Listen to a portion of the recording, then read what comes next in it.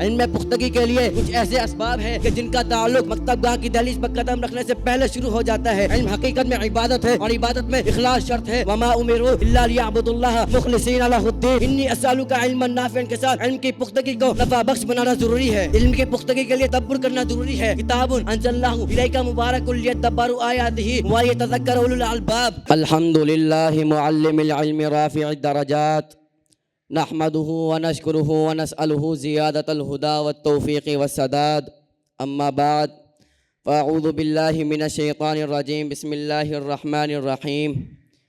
لقد قال اللہ تبارک وتعالی فی القرآن المجید والفرقان الحمید، یرفع اللہ الذین آمنوا منکم والذین اوتوا العلم درجات، وقال النبی صلی اللہ علیہ وسلم العلماء ورثۃ الانبیاء۔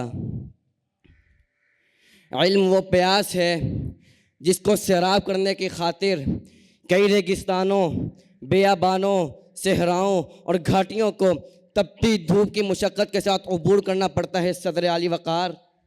اور جب یہی جستجو طالب علم کو مکتب گاہ کی دہلیز پر لے آتی ہے تو اسے معلوم ہوتا ہے کہ علم کی یہ پیاس علم کے پختگی کے ساتھ سیراب ہوگی۔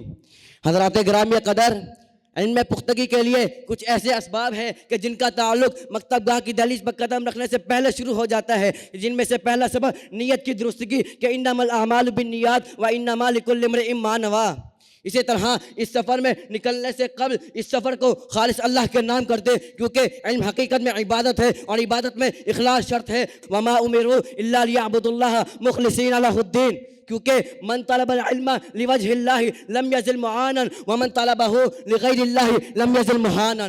حضرات گرامی قدر، علم کے پختگی تب ممکن ہے جب اس علم کو تقوی کے سانچے میں ڈھال دیا جائے، واتقوا اللہ ویعلمکم اللہ، اور اس سانچے کو کثرت اذکار کے ساتھ محفوظ کیا جائے، یا ایھا الذین آمنوا اذکروا اللہ ذکرا کثیرا۔ اسی طرح اس سفر میں نکلنے سے قبل اپنے ہاتھوں کو بارگاہ الہی میں پھیلائے جائے اور انشراح صدر کی توفیق طلب کی جائے۔ رب اشرح لی صدری ویسر لی امری واحلل عقدۃ من لسانی یفقہوا قولی۔ اللہم انی اسألک علما نافعا کے ساتھ علم کی پختگی کو نفع بخش بنانا ضروری ہے۔ حضرات گرامی قدر، آئیں ذرا ان اسباب کی طرف روشنی ڈالتے چلیں جو مکتب گاہ کی دہلیز پر قدم رکھتے ہی مرتب کرنا ضروری ہے، جن میں سے پہلا سبب اساتذہ کے احترام اور ان کی سختیوں کو شفقت سے تعبیر کرنا ہے، جس طرح موسیٰ علیہ السلام نے فرمایا تھا ستجدنی انشاءاللہ صابرا ولا اعصی لک امرا۔ اور صحابہ کرام رضوان اللہ علیہم اجمعین کا وہ منظر تدریس بھی یاد کرے کہ جن کو کانما علی رؤوسہم الطیر کے منظر میں قید کیا گیا۔ علم کے پختگی کے لیے تدبر کرنا ضروری ہے۔ کتاب انزلناہ الیک مبارک لیدبروا آیاتہ ولیتذکر اولو الالباب۔ اس تدبر کے ساتھ علم میں خوب غور و فکر اور مسائل کو سمجھنے کی کوشش کریں کہ افلا تتفکرون، افلا تعقلون، افلا تذکرون۔ ارباب علم و دانش، علم میں پختگی کی روح پھونکنے کے لیے محنت اور جہد مسلسل کا یہ عالم ہو کہ علم کے تمام رستے از خود ہی کھل جائیں۔ والذین جاہدوا فینا لنہدینہم سبلنا، کیونکہ العلم لا ینال براحۃ الجسد۔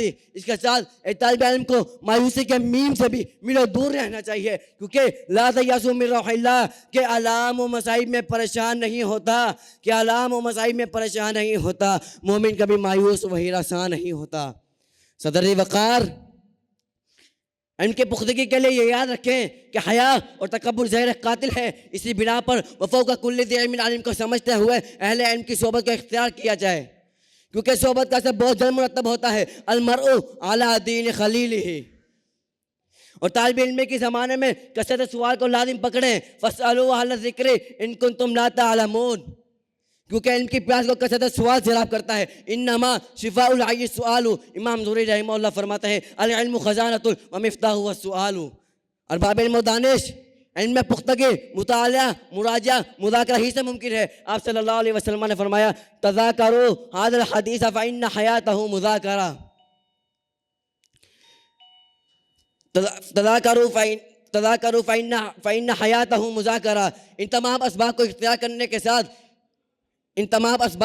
اختیار کرنے کے ساتھ اس علم کے نشر و اشاعت کہ بلغوا عنی ولو آیہ کو عمل میں پختہ کریں۔ اللہ تعالیٰ نے فرمایا لم تقولون ما لا تفعلون۔ امام احمد بن حنبل رحمہ اللہ فرماتے ہیں افضل العلم ما کان معہ عمل۔